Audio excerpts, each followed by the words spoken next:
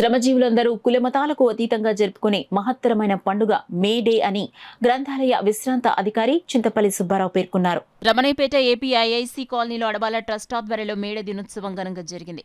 ఈ సందర్భంగా చింతపల్లి సుబ్బారావు మాట్లాడుతూ శ్రామికుల చెమట చుక్కతో తడవనిదే ఏ వస్తువు ఉత్పత్తి కాదన్నారు. ప్రముఖ దంత వైద్యులు డాక్టర్ అడ్డాల సత్యనారాయణ మాట్లాడుతూ మన దేశంలో 1923 నుండి మే 1న కార్మికుల దినోత్సవంగా జరుపుకుంటున్నామని అన్నారు. తొలుతగా కార్మిక జెండాను చింతపల్లి సుబ్బారావు ఆవిష్కరించారు. అనంతరం ట్రస్ట్ చైర్మన్ అడబాల రత్నప్రసాద్ సౌజన్యంతో మహిళా కార్మికులకు నూతన వస్త్రాలు బహుకరించారు. ఈ కార్యక్రమంలో నిమ్మకాయల వెంకటేశ్వరరావు, ఎస్ శ్రీ నగేష్ తదితరులు పాల్గొన్నారు. ప్రపంచవ్యాప్తంగా కులమతాలకు అతీతంగా చూడండి, మన పండుగలు ఉంటాయి.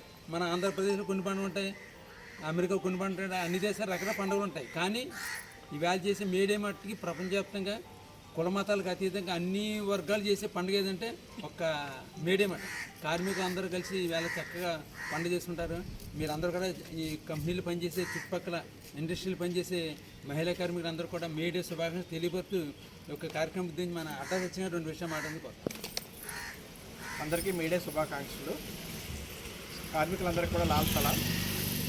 మరి ఈ రోజున ఇందాక అడబాల్ గారు చెప్పినట్లు ప్రతి చోట కూడా పండుగ ఒక ప్రాంతానికి ఒక వర్గానికి పరిమితమై ఉంటుంది. కానీ మేడే అనేది మాత్రం ప్రపంచవ్యాప్తంగా కార్మికులందరికీ కూడా పరిమితమైన వర్తించే పండుగ ఇది. సో ఈ రోజున ఎవరైతే మన యొక్క కార్యక్రమానికి మన పనులకి కూడా చెమటలు చిందిస్తున్నాం వారందరికీ కూడా ఈవేళ పేరు పేరున కూడా ధన్యవాదాలు తెలియజేసుకుంటున్నాను.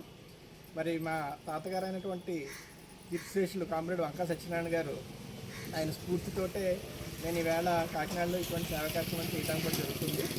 సో ఈ రోజున మహనీయుని తలుచుకుంటూ ఈవేళ ఇక్కడ వృద్ధి చేసిన వాళ్ళందరికీ కూడా ఈ ఎండాకాలం ఎక్కువగా ఉంది. ప్లస్ ఈ విపరీతమైన డిహైడ్రేషన్ దానివల్ల మేము ఐడిఏ తరఫున వీళ్ళకి ఎలక్ట్రాల్ ప్యాకెట్స్ ఇవ్వడం జరుగుతుంది. పని దినాలు తగ్గించడానికి 18 గంటల నుంచి 12 గంటలు పని దినాలు తగ్గించుకోవడానికి అగ్రిమెంట్ చేసుకోవడం, ఆ తర్వాత 8 గంటల పని దినాలు నిర్వహించుకుని అదేవిధంగా పురుషులకి మహిళలకు కూడా సమానమైనటువంటి హక్కులు ఈ కల్పించడానికి ప్రపంచవ్యాప్తంగా ఉండేటువంటి అన్ని పరిశ్రమల్లో పనిచేసేటటువంటి కార్మికులంతా కూడా ఐక్యంగా చేసినటువంటి ఈ పోరాట ఫలితంగానే ఈవేళ ఉద్యోగస్తులు కానీ కార్మికులు కానీ కనీస హక్కులు కానీ కనీస వేతనాలు కానీ పొందుతున్నారంటే ఆనాటి చేసినటువంటి కార్మిక ఉద్యమ పోరాటాలు, ఆ పోరాటాల ద్వారా వచ్చినటువంటి ఫలితాల ద్వారానే ఈవేళ ఉద్యోగుల జీతాలు కానీ పెన్షన్లు కానీ అదేవిధంగా కార్మికులకి వాళ్ళు ఈఎస్ఐ కానీ మెడికల్ సౌకర్యాలు కానీ కల్పిస్తున్నారంటే